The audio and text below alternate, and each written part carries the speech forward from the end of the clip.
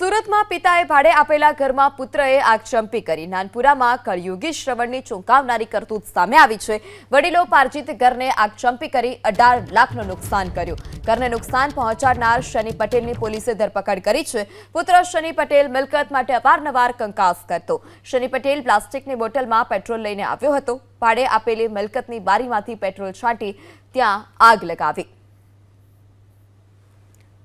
ત્યારે વડીલો પાર્જિત ઘરને આગચંપી કરી 18 લાખનું જે નુકસાન છે તે તેણે કર્યું છે શનિ પટેલ કે જેની હાલ અત્યારે પોલીસે ધરપકડ કરી છે। મિલકતને લઈ છેલ્લા ઘણા સમયથી જે શનિ પટેલ છે તે ઘરમાં કંકાસ પણ કરતો હતો। ત્યારે ભાડે આપેલી મિલકતની બારીમાંથી તેણે પેટ્રોલ છાંટ્યું અને આગને હવાલે મકાન કરી દીધું।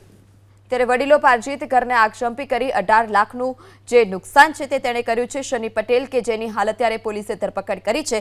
મિલકતને લઈ છેલ્લા ઘણા સમયથી જે શનિ પટેલ છે તે ઘરમાં કંકાસ પણ કરતો હતો।